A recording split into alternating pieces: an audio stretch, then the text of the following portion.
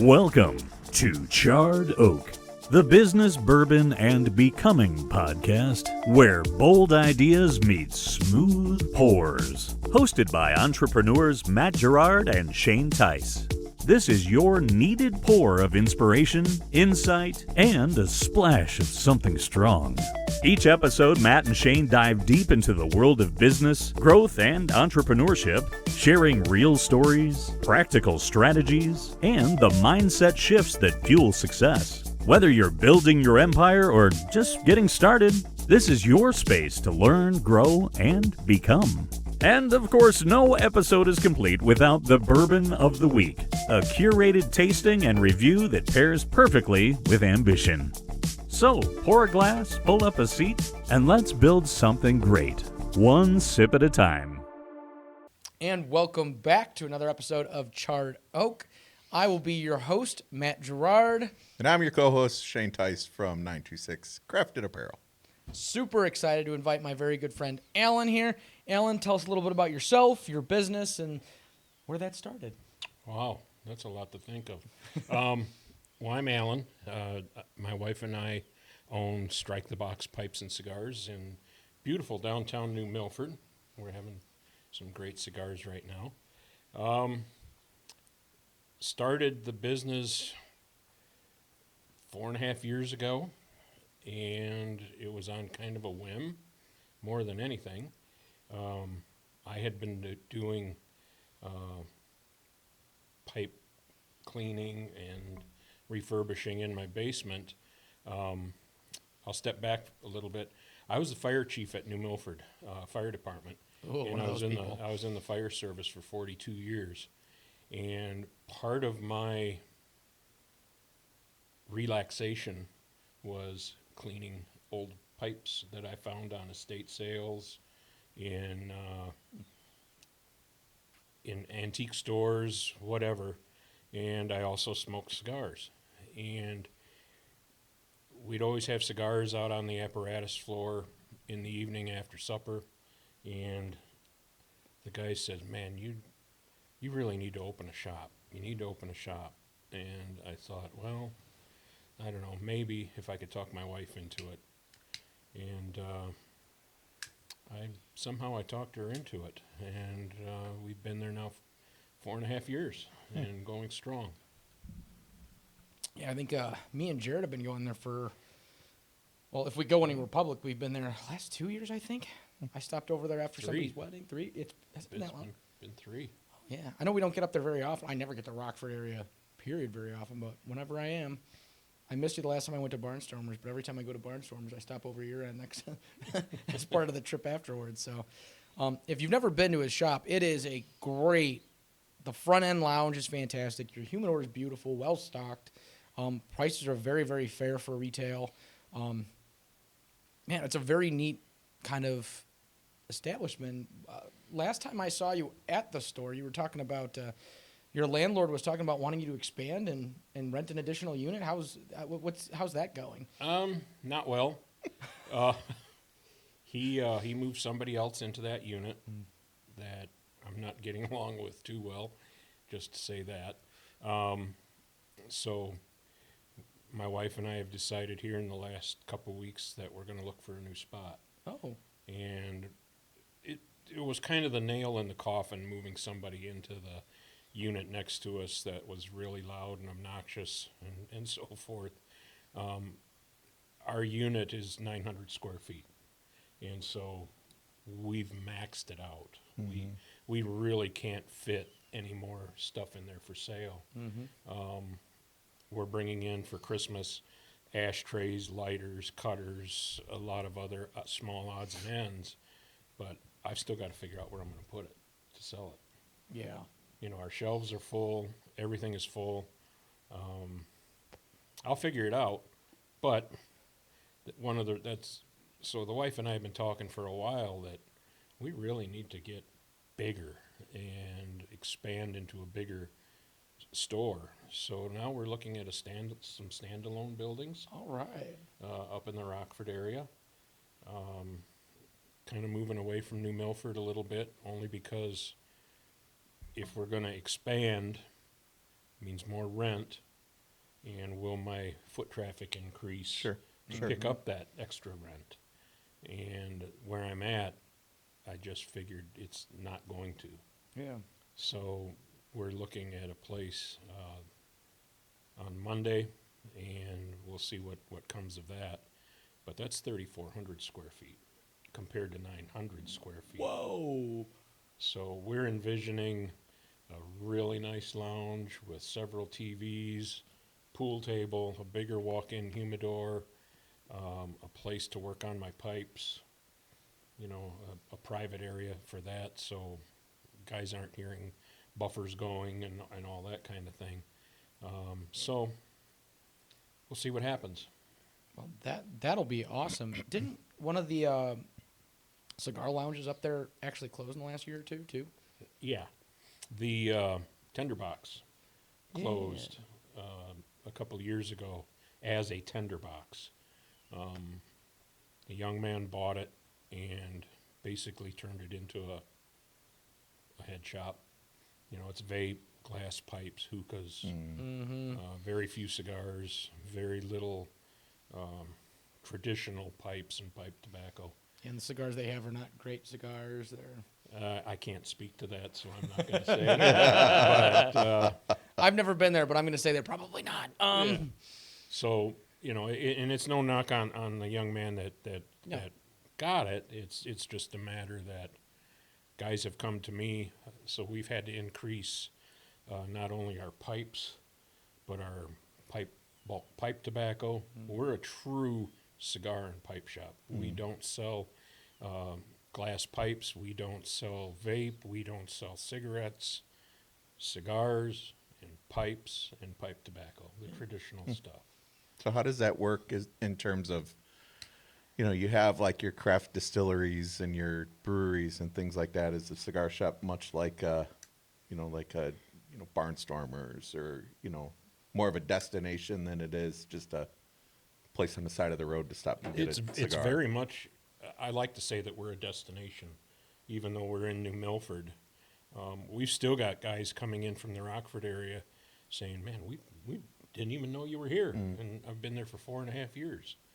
And so it's tough to advertise, number one, because of the dreaded tobacco. Sure. But I don't know anything about that. yeah, so it's finding that right niche, and it is a destination because we are one of 3 smoke-in lounges in Winnebago and Ogle County. So we're very fortunate that way, and we want to keep it that way. We want to stay a smoke-in lounge. Yeah. And I think environmentally, it's something that people want and they miss having more of. It's a good social environment, a low-pressure social environment. Everybody that, you know, whenever I'm in there, I've been able to ask you questions. You've directed me to cigars. We've brought you in for all of my fundraisers, basically. We brought you in for as our cigar guy for it. Because I am strictly amateur. I know the couple that I've had, I know what I like, I know what I don't, and I know nothing about any of the brands that are out there. So every time I've talked to you, it's been super, super helpful. Every one of the fundraisers I come to, I'm like, what are you, just tell me what I'm buying right now.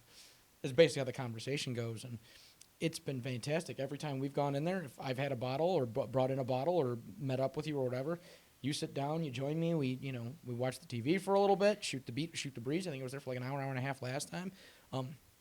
It's a great environment, and I think people everywhere are looking for that. Yeah. Especially post-COVID, they're looking for a place where they can comfortably go hang out. And the people that seek yours out are the guys that they didn't function well in COVID because they like people. I mean, as much as in our given occupations, you get to that point where people irritate us. Yeah, we hate people in our jobs, yes. Previous jobs. Yes. I genuinely do like people, preferably good people. Yeah. And people you can relate to. Those are the people going to cigar lounges, though. Are friendly, they're go-getters, they're motivated people. They're not the usual scumbags that, or I don't even know how you would describe it. Dive bar clientele. Yes. Right. Yeah. Right. Yeah, there's nothing scummy about a person who's willing to come in and spend $12 on a cigar Sure. and sit back and relax with a bottle of whiskey. Right. Right. And we see that all the time. We got a core group that comes to our shop a lot. And whenever somebody new walks in the door, I can say, without lying, each and every one of them will turn around and say, "Hey, how you doing? Welcome. Yep. You know, sit down and have a cigar, or, you know, or what can we help you with?" You know, so it's like they make my job easy. So And that's the kind of environment. that's the kind of people that come most of the time and sit and have cigars at a cigar lounge. Sure. Yeah, like the firearm side, because I went to, I've gone to a couple of matches where you can see the new people, because there's, I hate to use the term gatekeeping, but it's probably pretty accurate, where they're not, they've got their little circles, and they're not always the best at, "Hey, are you new here? We've never seen you before." Because like the first match that I went to was last year. I pissed everybody off. I'm going to pat myself in the back for this. The only reason they remember my name is because I beat everybody. They were like, "Who's this guy and why is he winning right now?" That's the guy they want to be friends with. But if you're new, they've never seen you before, you're hesitant, you're just trying to keep yourself, you're keeping a lower profile, etc. A lot of times you just kind of get left by the wings, and it's up to you to reach out, talk to people. Part of that is I like how you have your lounge arranged too. Makes it very inviting, and you're going to be around other people. And just going through, when somebody walks behind, and you're sitting at the chair and going, "Hey, what's going on? What'd you buy? What's in your hand? What did you try? And how did and if you got guys like me that are in there, what did you get? What was it? Is it any good?" Like I said, I don't know anything. I trust everybody else's opinions on what's good, what's not, etc. So I love that environment. I can't wait to see your new place. It means I got to go to Rockford again, but You know, you win some, you lose some. it's not all bad. Especially now. But, you know, there are cliques in cigar lounges too. Ours not so much, but I do know of one that, you know, you walk in there and they're not as inviting. Sure. You know, because they're there all the time. They've got their group. They're, like you said, they're a small group. And I make it very, very clear when my guys started coming in, I told them, "We're not a cliquey shop." Yeah. I says, when people walk in the door, you're friendly with them, you say hi, and it just rubbed off on everybody. You know, my first half dozen guys that came to us 4.5 years ago, that's what I told them. I says, "I don't want to be like," and I said, I want you to be friendly here. And it just kind of, they rubbed off on all the new people that came in. So now just nearly everybody that's in my lounge says hi to whoever walks in the door. I And think that's the kind of atmosphere I want. Yeah. You see that a lot with really any type of business, but especially in the niche markets is, you know, after a while, a lot of the places develop that, "Well, I built it, you need to come and support me." And you forget what you opened for and what you started for, and that knit, you know, that close knit family that you've developed. You know, a lot of people that have been around seem to forget that, you know, in all businesses. And it's great that, you know, you focus on keeping that atmosphere, because it goes away quick when you forget about it. You got to remind yourself every day. You know, we see it in the retail side. Yep. And there's, you know, as owners, I'm sure you can relate, there's days you just don't want to be there. Truth. And you've got to put your happy face on. Yep. And, you know, you could be having the worst day up here, but you've got to not project that to your customers. Yep. 100%. And ultimately, what it comes right down to is we are a luxury goods provider. And I think the reason that we do well at what we do is, Shane, you and Dana just figured it out. You're just good at it naturally. Our old profession is the definition of service above self. Doesn't matter if you're dealing with somebody you don't want to deal with, you hate, whatever. Your job is to help that person no matter the circumstances. Now that we've got businesses, it's even more so when you realize my livelihood is literally attached to the quality of service that I provide. Yep. For me, limited hours, the regulations, some of the other hangups that pop up with stuff like that, dealing with the ATF, background checks and stuff gets screwed up. And I can't get frustrated with other people when I say, "Hey, there's a mistake and I can't help you right now." It's just the law. I can't help you. Being able to do it in a kind way, in a decent way, in an inviting way, people will still come back. I talked about this in a previous podcast. You may have heard this one. I screwed up. A guy was from out of town. I think he's probably a half hour away. We made an off-hour appointment for him to come and pick up, and I just straight up forgot. He calls me. He's like, "Hey, where you at?" I'm like, I'm 90 miles away. I'm so sorry. I totally forgot. I promise it's going to be a free transfer. I'll take care of you, yada, yada, yada. I came back in a week later. I'm like, I just want to apologize again. This is 100% on me. I screwed this up completely. I could make something up and say that there was an emergency, but it's just not true, and I can't do that. I screwed up. I'm so sorry. Your transfer's on me. If you want, there's a ball cap over there. I don't know if you want to represent our label now or not. He's like, thank you for being straight about it, because I know, and I've run into this. I've had some incidents with other recent businesses, and we can talk about that off camera, where they screwed up and they lied to me about it, and I knew it, and then they're just sitting there. They don't make eye contact. No. They kind of brush you off. Please leave my shop as quickly as you can type attitude. Yep. Wasn't my fault. It's just the cost of doing business. You make mistakes. Own Yeah. it. They fixed it. They just lied to me about fixing it, Yeah.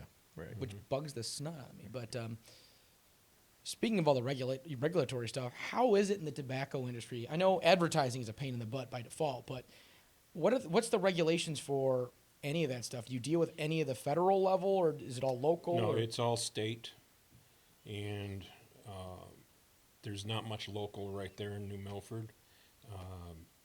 We did have to get some variances from the village of New Milford, but being the old fire chief, I had a very good relationship with the village board, and still do. So I can get a lot pushed in at the village board level, even yet to this day. But state-wise, it was just some paperwork we had to fill out. Of course, a background check initially. The state had to come out and interview us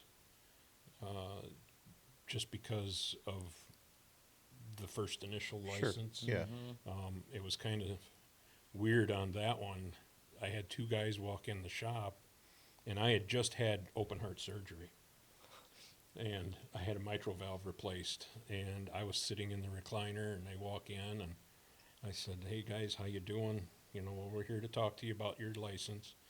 And one guy, great big older guy, probably well into his 50s, but I mean, this guy was built like a shit house. I mean, he was just packed. And another, mid-20s, maybe 30-year-old dude who, typical yuppie type guy, and he's the one that did all the talking. The other guy, he just kind of walked around looking at stuff, and he had a pistol on his side, and I thought, oh, this is interesting. So we got all done, and they said, yep, we're going to recommend issuing you your license. And the older guy, he says, well, now you got to answer my question. I says, okay, what's a good cigar? So it was good, but that's basically it. And every year you've got to renew your license every year. And the wisdom here of our governor and the state of Illinois, they doubled the fee for our license now this year. Went from $75 to $150, which doesn't sound like a lot, but it's doubling it. Yeah. And then they raised the tobacco tax from 36% to 45%. So the state's doing their fair share to kind of put it to the 45%? Yeah. That explains a lot. Yeah. Yeah. Yeah. And Oh my gosh. That's why roads are so good. yeah. Jesus. So people say, man, you got expensive cigars, and I said, well, part of that price is the 45% tobacco tax. Oh yeah. I'm not paying it. You Right. got to pass it on to the customer. Right. So Yeah, and unfortunately they forget that overhead's expensive. And Yeah. oh yeah, I need to live off of this at the same time. There's a margin attached to it. you do? Apparently. I haven't got there yet, so I don't know. Don't get me started. Yeah, we run into that because it's controlled margins. Because a lot of this, because there's online purchasing, and you're like, I have to be somewhat competitive because we're Right. talking And I don't know if you see this with cigars where you see a lot of people going, oh, I buy all my stuff online. Oh, yeah, all the time. Yeah. Whenever I go into a lounge, I buy at least 5 cigars just because I'm not just there to smoke in a lounge. That makes no sense. I don't know if you have like a corking fee or anything for somebody who brings their own stogies. No. Or whatever you would call that in the cigar world. Be a lighter fee, butane. I don't know. Well, if somebody brings in their own cigar and wants to smoke it, the other 2 lounges in the area don't allow that. I allow it, but it's a $10 fee. Oh, yeah. So you do have kind of like Per corking. cigar. Yeah. It's a $10 per cigar. So if you're gonna sit there in my lounge, smoke 1 cigar, it's 10. If you smoke 2, it's 20. I mean, I'm not there just so you can sit and relax. Yeah, Sure. I've got a power bill here. You're using my TV, my cable. Your smoke eaters, I'm sure, require Yeah. some level of service. Yeah. Which makes sense. Yeah. So we allow it, but we do charge. Your smoke eaters. I've bounced this question past you before. Like for like a room or a space like this to minimize it, can you minimize like the ongoing smoke cell that's going to be kept through your smoke eaters? They actually do a pretty good job they of that. do a pretty good job. So There's a company called Rabbit Air, and I think I sent you the information on it. yep. For a room this size, I think it'd work out very well. They're not cheap, No. but I mean, they also, not only do they remove smoke impurities, but other nasty stuff in the room. You know, they clean the air. Yeah, we had one of our other interviewees mentioned potentially sponsoring a smoke eater, like a smoke eater. Like, do you just need an air purifier? I'm like, I don't know if a regular air purifier is going to do the job. I think you need something that's got a HEPA filter because I don't think it can. Yeah. Your standard air filter is not handling this, or if it does, it's not going to be for very long. Yeah, you need. Well, mine has a charcoal filter and a HEPA filter. Oh wow! The one that I have, that just sweeps the air. It doesn't exhaust anything to the outside. So. Yeah, that's kind of what we're thinking because we're both cigar guys. And that was $3,500 for my unit, but that's too small, or this area is too small for something like that. Yeah, and you do it on a commercial level. We're going to use it once a week, Yeah. once every other week. Yeah. Not a high volume kind of thing, No. but enough that if we do start renting out the room, it'd be nice if the lady who wants to come in and do podcast in here doesn't smell stogies if she doesn't want to smell Right. stogies. Right. Plus, we're going to have other And at the units. same time, if she's wearing heavy perfume, you don't want to have that hanging around too much either. Well, I want to smell like a strip club whenever I leave here. What are you talking about? Bring in some glitter cannons. Yeah. Any day now. Yeah. Any day now. That's next week. The poll goes in on Thursday, ladies and gentlemen. Yeah, I'm super stoked about the new location for you. It's good to see the regulations aren't too bad. Do you guys have to have any kind of like regular inspections? I know you said you renewed the No. license, or No, we don't have any regular inspections or. any health department involvement or local health department. Yeah. We do have health department stuff that we have to follow, and so far here in New Milford, we are following it. But if I do move, because we're in a strip mall, they kind of frown on that, kind of. That's why we're looking for a standalone building. Then the health department doesn't. They may initially come in, make sure that we're the only ones there. They say adios, take care, and that's it. So. Do you get a lot of new cigar smokers that come in and just go, other than people like me, I don't know where to start. I want to try it, but. All the time. Same with pipe smokers. I don't smoke cigars very often. We have a group of guys that sit around the campfire maybe twice a year, and that's all I smoke. What do you recommend? Yeah. And so I lead them to a nice light cigar. And I've got several of my favorites that I call my breakfast cigar. When I get there in the morning, there's times when I'll pour a cup of coffee and light a cigar and just sit and relax for a while.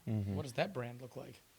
Or what are those choice brands for you? Like the top 3 that you do for a breakfast cigar?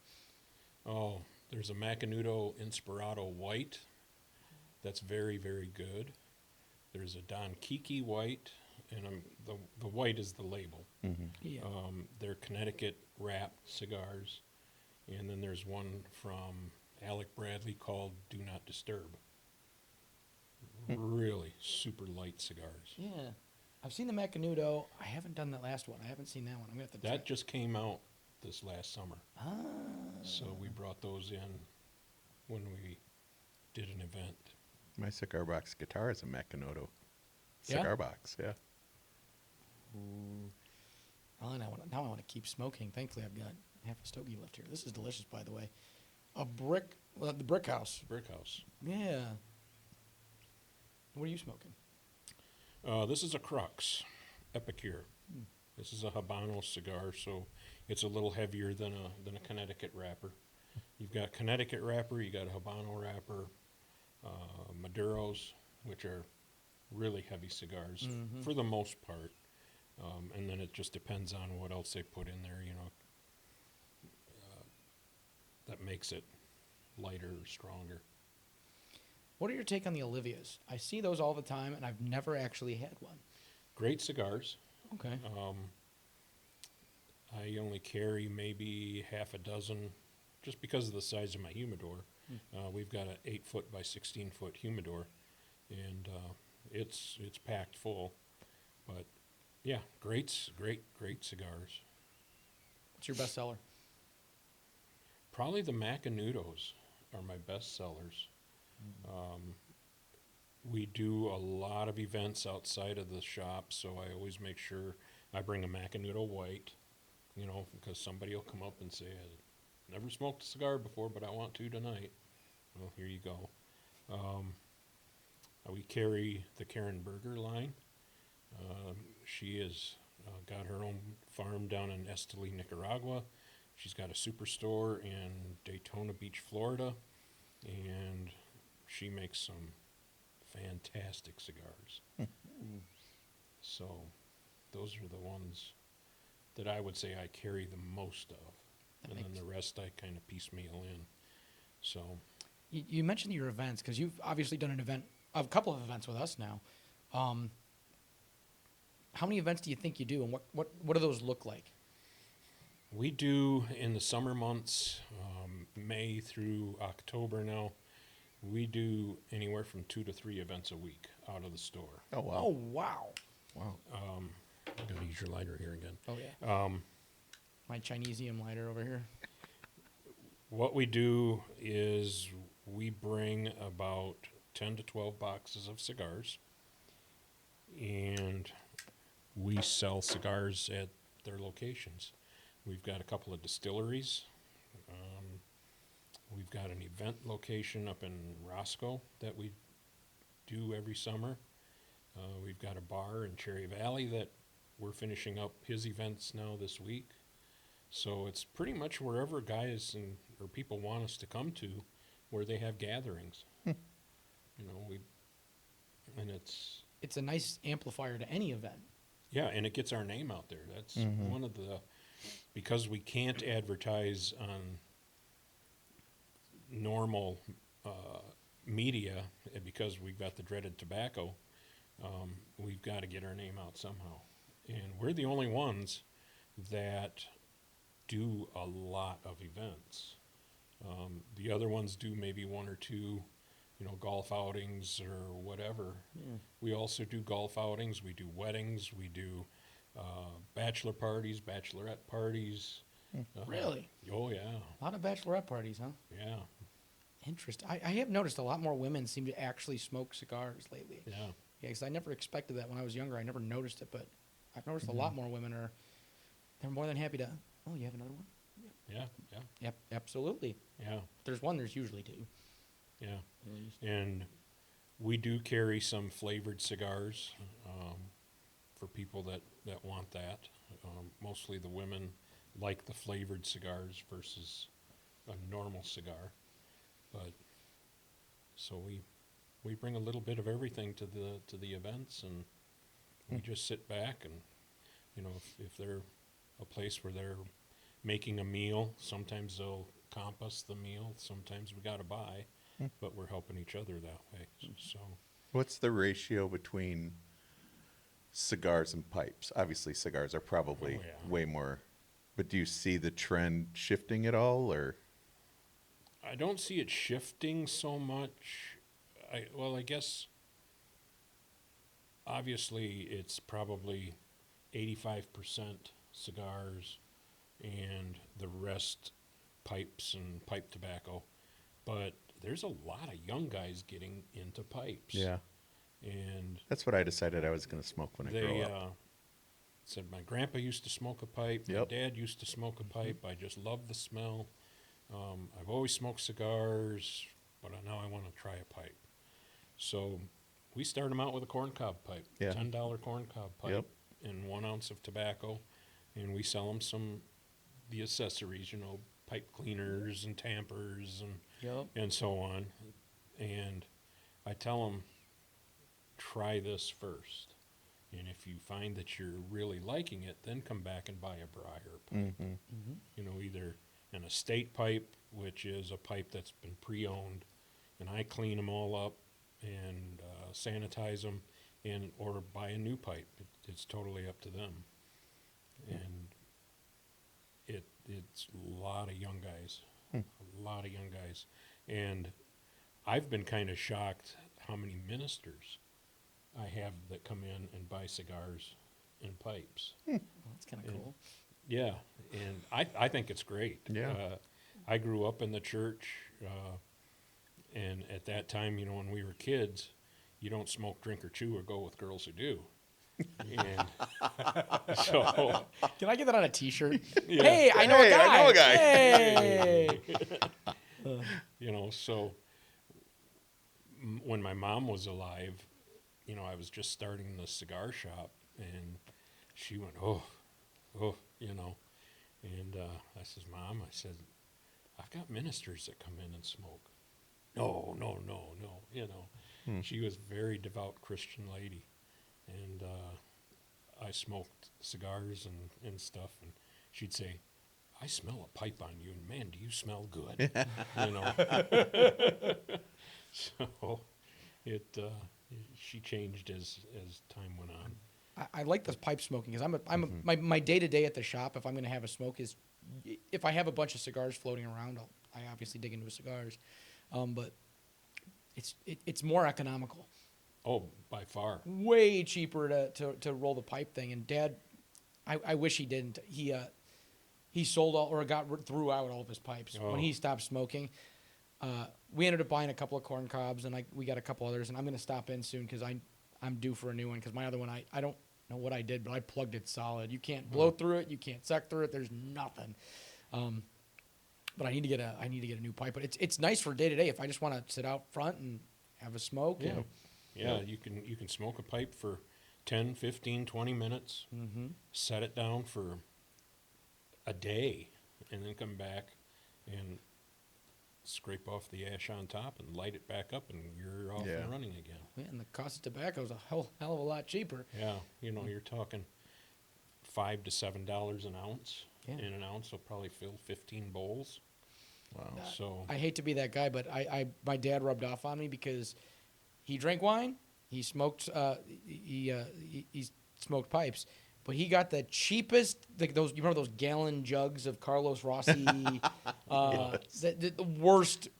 It's basically grape juice with a mild ferment to it, but the cheapest tobacco, and he got me hooked on that. It's like $5 for a 1 pound bag of just. It's probably terrible tobacco, but you know what? I just like sitting back. I still like the smell of it. I just like puffing and relaxing. And Gerard and me both got pipes. I think we got some of the tobacco from you. He cannot keep one lit to save his life. and you can't. That's the thing with pipes is you'll light it. If you don't, you'll smoke on it for a while, and all of a sudden it'll just go out. But you just relight it again, tamp it down, relight it again, and you go again for a little while. Yep. Smoking a pipe is a lot of work. Yeah. And I guess that's part of why I like it. It's because it keeps my hands busy. Sure. Yeah. Sure. Yeah, I'm not real good about being stagnant with Yeah. anything. I can't imagine anybody imagining that would be the case with me, but it's a very active experience. My dad taught me how to burn through an entire pipe without having to relight it. you burn your palm a little bit because you have to cover it and then suck on it a little bit, and Oh, that vacuum heats it. It turns into a little mini furnace. But Yep. God, I love doing it. Yeah. It's so much more pleasant. So me and him have a little stash of pipe tobacco sitting at the house, but he buys cigars in bulk for us now just because he's 80. He's like, I don't give a damn. The doctor said stop smoking. He's like, how much longer do you think I really want to live? Right. Yeah. When I had my open heart surgery, we were just getting started with the shop, and I asked my surgeon. I says, what do I do? Can I not smoke anymore? And he said, why? He says, you don't smoke cigarettes. He says, your lungs are as great as can be. He said, you smoke cigars, right? And I said, yeah, cigars and pipes. He said, I'll come down and join you. And he never has. Sure. I want that surgeon regardless. Yeah, Yeah. right. Exactly. Yeah. My general practitioner was like, do you smoke? I'm like, at the time it was a cigar like once a month. He's like, oh, you really need to stop. I'm like, I'll get right on that. 9 visits later, he's still smoking cigars? Sure am. You know, The quantity has gone up slightly since then. My general is just quit asking. He just knows. yeah. You know, when you're wearing a t-shirt or something, or a sweatshirt with our emblem on it, he just knows. I still love that challenge coin I bought from you guys. Yeah. Those are great challenge coins. You still have that deal, Oh don't yeah. you? Oh yeah. We still have that. Best deal ever. Just because I actually stole that idea from you. It's something that we're going to do when we convert this business to have a challenge coin with a discount option as well. If you buy the challenge coin, the only thing we're doing different is you got to buy a new one every year. Mhm. They're dated. Nice. For 2026, you got to buy the 2026 challenge coin. Okay. Rinse and repeat. But I have a laser engraver, so we do them ourselves. Takes the price on those coins way, way down. I guess. Yeah. But yeah, I love everything about that. That is great. On open heart cereal, right after open, keep on going. Yeah. I wish you would join you. That'd be even funnier. That needs to make your Facebook page. Are you even allowed to have a Facebook page? Oh yeah. Okay. Yeah, we can have a Facebook page and Instagram, but like I say, we just can't do a lot of advertising of anything over normal media. Mm-hmm. Yeah, that's why we switched to the Downrange Natural History Museum. Because if you get through the first 30 seconds of video without talking about sales or firearms, they stop listening, and you can kind of get away with pretty much damn near anything afterwards. Wow. So you could be like the natural history, New Milford environmental. Natural the History environment. Museum. Yeah, the Natural History Museum of Dried Leaves. Geological Society. There you go. New Milford Geological Society. There you go. Yeah. There you go. Yeah. I think I'll just stay doing what I'm doing. Apparently, it's a solo marketing effort over here. I cry at night. I guess there's no downrange marketing agency in my future. No. Why do you hate me? Go co-host over there, will you? I am co-hosting. You're doing a great job. I am. You are doing a great job of it. I am. I know when I talked to you a couple years ago, you were kind of kicking around the idea of at some point retiring, selling off the business. Is that still on the forethought, or is that more of a I'm enjoying the ride right now? A little bit of both. I'm very much enjoying the ride, and my wife is kind of enjoying the ride. Otherwise, we wouldn't be looking for a New New location. location. But we are looking probably in the next couple of years.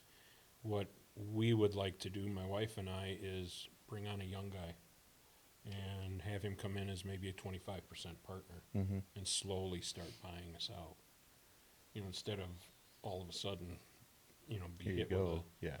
you know, that's almost impossible to do. And then that way I can teach him or her the ropes and what has worked for us, what hasn't worked for us, and just bring him on and slowly teach him. And maybe they go out and do some events instead of my wife and I doing 3 events a week at night. So that's kind of what we're going to be moving towards probably within the next year is looking seriously for somebody. It makes more sense because then they have a much better chance of being successful. Mm-hmm. Yeah. Because I'm definitely of the mindset that we need more businesses, not less. And people suck at starting their own businesses. It's hard. Most first attempts are not successful. hell, look at downtown Rochelle. We've got a bunch of vacant buildings. People have struggled to keep the lights on. Some of that's economics. Some of that's other things. And it's hard. It is. You're doing 3 events out of shop a week. So you have to have at least one employee then, I'm assuming. I've got some guys that'll run the shop. Yeah. Some of my customers say, hey, I'll just come in and run it. And, all right. And off we go. So. Love everything about that. Because like you said, 3 events a week, that's a lot. That's travel time. Even if they're all in the Rockford area, that's still, you're there a couple hours. It's probably going to be till relatively late. I'm in bed by 8 o'clock on most days. So. Yeah. Well, we generally get back to the shop to do our final countdowns and close out the day probably around anywhere between 9 and 10 o'clock after we've done an event. And that gets to be long days, especially when you're doing 3 in a row. Oh, yeah. For sure. So I'm not a young man anymore, so neither. I thought you were 25, Yeah, 45 years in the fire service and all. And I think you need to change glasses. Yeah, well, I'll talk to Doc. He'll take care of me. Yeah, right. But You do some online sales stuff too, don't you? we do on eBay for our estate pipes. Yeah. I started that store before we had the shop. Oh, okay. So I was doing pipe refurbs, like I said, in my basement, just as something to clear my head after a day at the fire station. And I just opened up my own eBay store for that. And we still do that. We don't sell any new pipes on eBay or anything. And I don't really sell a lot. Every now and then, if I get a really cool estate pipe in, I'll post it on our Facebook page that, hey, this is available before we put it on eBay. Right. If any of my pipe guys want to come in and look at it. And I've sold a couple that way, but generally nobody comes in, so it just goes to eBay. And Yeah. it might last on eBay one day. It might last 6-8 months. You may get like 10 or 12 likes in the next couple of days. 'Cause I know I follow your Facebook page. It never comes up on my feed. Facebook's evil, though, so that's neither here nor there. Yeah. I don't know what your analytics look like, but of all of our followers, I think 3% of ours actually, like, on a good day, minus the live streams. The live streams are fantastic, but, like, if I just do a post, 3% of my followership actually sees my posts. Yeah, I have no idea what anything. I wouldn't know how to find that or anything, but we try to post every other day on our Facebook page something, and we put out a newsletter once a week, and I do a video for the newsletter. Generally, I record those on a Thursday morning before I open the shop, and that goes right to my guy that runs the newsletter, but then I post it on Facebook Yeah. that same day. So Having the FaceTime on there seems to work very, very well. I've started doing some live stuff, but It's better exposure.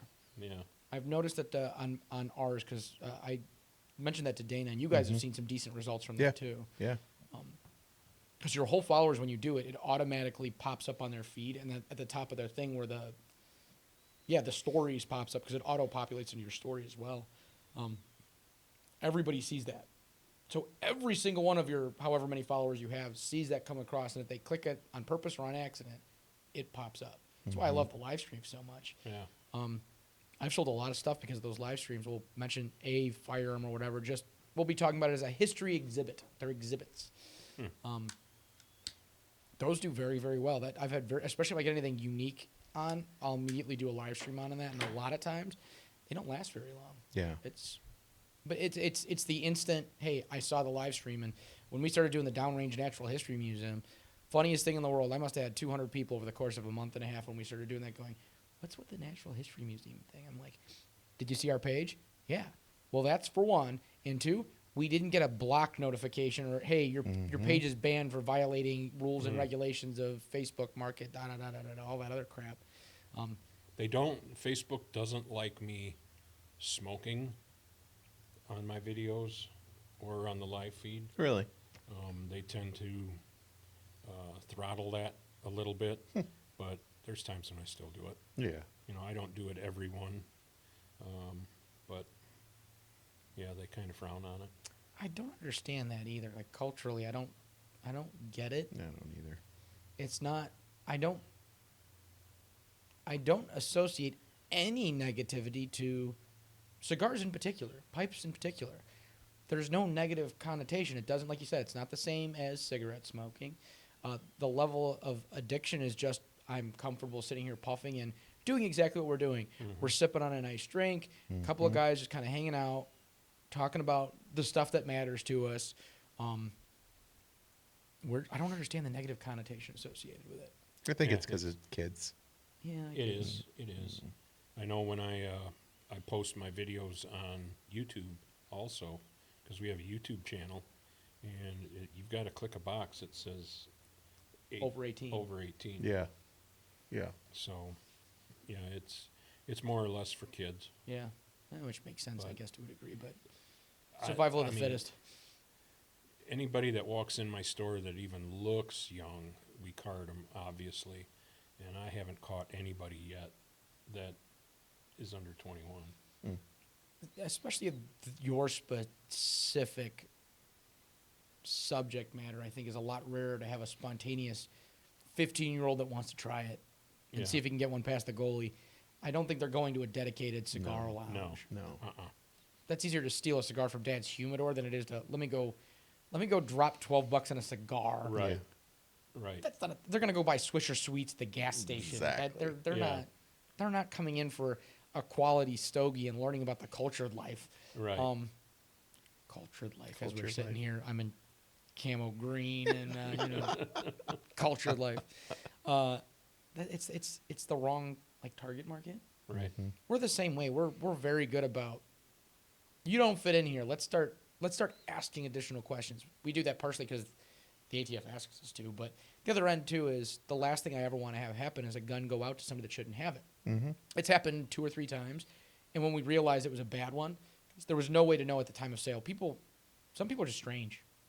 That's just the nature of the business. But if I found out, oh, that's bad, call the local authorities, call the professional authorities, and say, hey, just an FYI, this sale occurred. Do with that information what you may. One of those actually turned up, and they ended up seizing him on the after effect.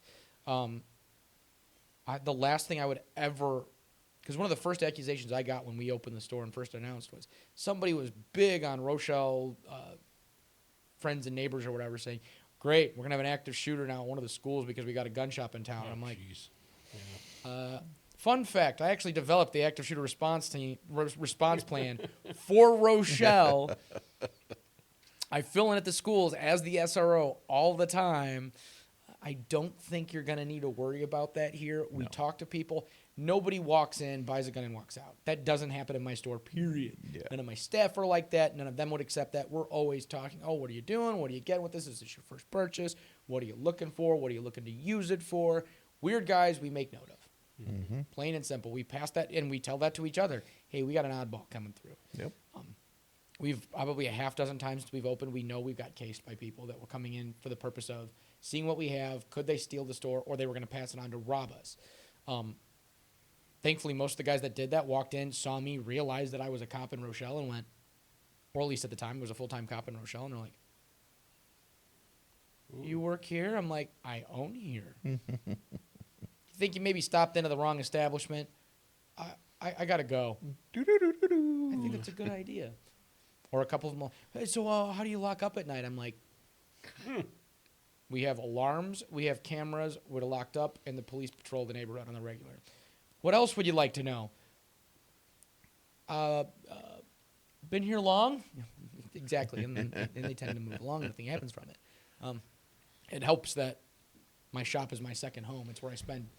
Hell, it's probably I hear that one. It's probably my first home, to be honest, and Yeah. the place with my bed is probably my second home at this Yeah. point. Yeah, for sure. My truck's out front all the time. The alarm's on. We've got IR cameras. If you walk in our shop, we've got a secondary camera system. So we've got 14 cameras on a showroom floor the size of this room. You walk in pretty quick and you go, this is not the robbery I was looking for.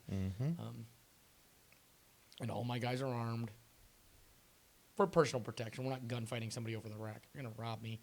We're not playing that game. I'm not letting people die over freaking merch. I will find who you are. It's not that obvious a thing. My guys have a panic button, so if anybody walks in they're not supposed to, they hit it. Goes the alarm company. They send the cops.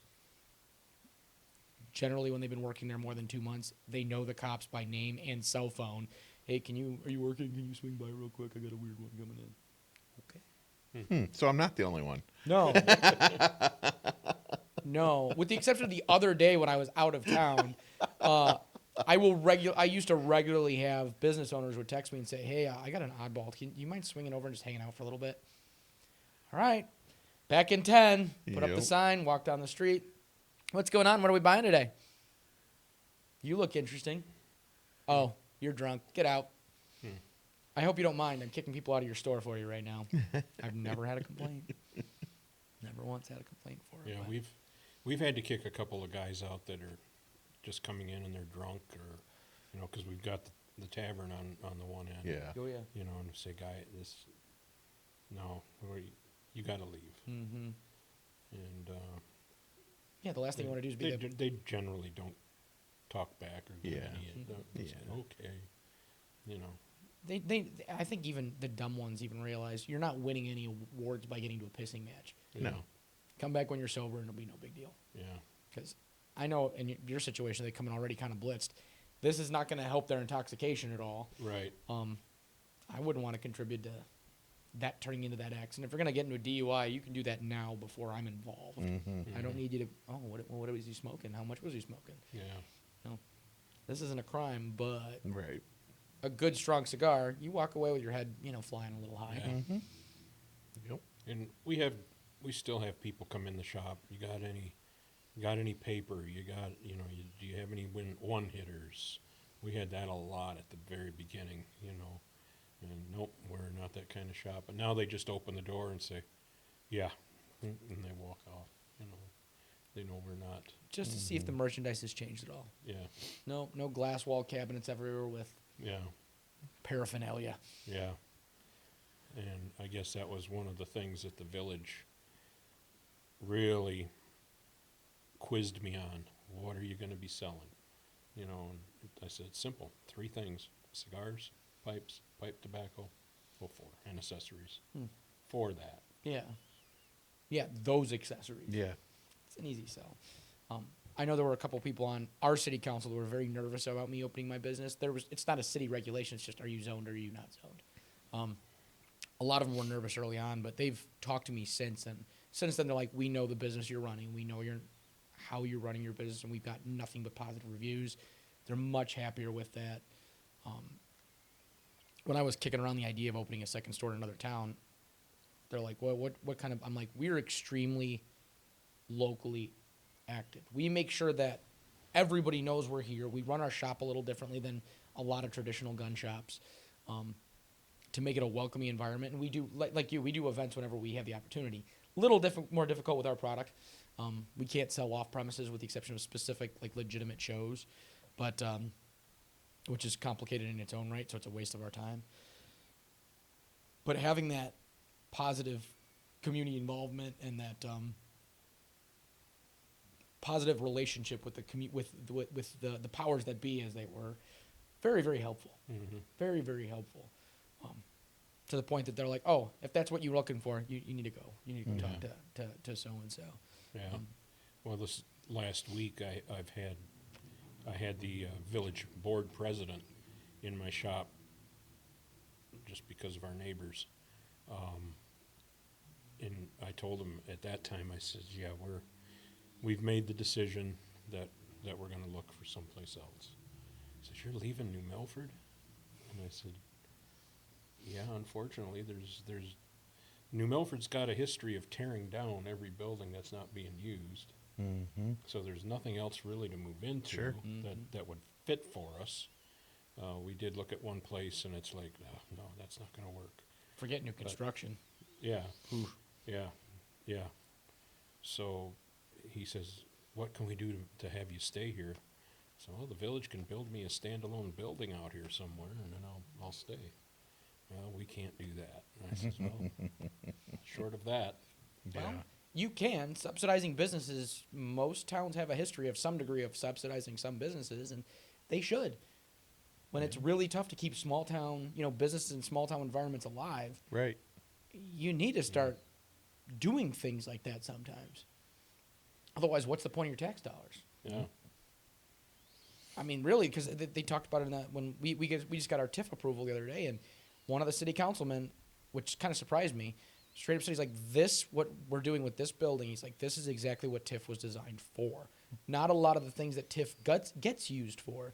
This is it. It's maintaining the history, maintaining the culture, maintaining our downtown. We want to see that happen. And TIF is fine for property development, but they need to realize that maybe they need to be subsidizing more than the development, because having the property existing is not enough to keep your towns alive. You need to be subsidizing the businesses sometimes, or at least enough to allow them to grow a little bit, because New Milford, you border Rockford, which is handy. That definitely has to help, I would think. Oh, yeah. Rochelle, we're a standalone town. We have... Cornfields around you. Exactly. It's tough because people have to travel. It's going to be, if you want to go for a bigger town, it's 20 minutes to 30 minutes before you to get here. And it's easy to get overlooked and forgotten. And I don't, you guys know as well as I do, paid advertising or any advertising, it's tough to get out of your inner circle. And Rockford's a big town to have to try to spread the word in. Do you think you're going to get the same level of like welcoming and everything from Rockford? Or do you think you're going to be more of a neutral or? I really don't know.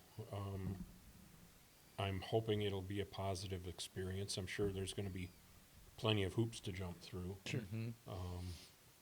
One proving that, we're not selling paraphernalia or anything like that. There's plenty of vape shops in that city anyway. I Oh, can't imagine yeah, they make a hissy fit about that too much. The one place we're looking at, I've got a realtor that's looking for us, and he talked to the owner today, and she said, when he says, he's a cigar shop, she says, nope, don't need another tobacco shop in Rockford. And he said, now wait a minute. He says, this isn't a tobacco shop, this is a cigar shop that is a lounge where he will be setting up state-of-the-art ventilation, leather chairs, and TVs, and a pool table, and it'll be a place for guys and gals to come sit and relax after work. And maybe some area for guys that want to come in and just do off-site work, And then she says, I want to talk to him. She says, that's more like it. Yeah, you want a higher class renter. Yeah. And that's exactly what that is. That is a higher class ideal rent. That's exactly what you're looking for when you have a piece of property. Yep. Maybe at face value, you're like, I don't know if this fits my goal for the property. When you go, that's a renter that's going to be there for a long period of time, and the quality of visitors to my property are going to be good. Yeah. Exactly. And the building's been sitting basically empty. She uses it for something, I don't recall what, but it's not an open building. There hasn't been a business in there in 5 years. Oh, yeah. So it's bringing her no income whatsoever. Just the tax bill every year. Yeah. So we'll see. We're cautiously optimistic as to what it might look like inside, and we'll go from there. Sounds good to me.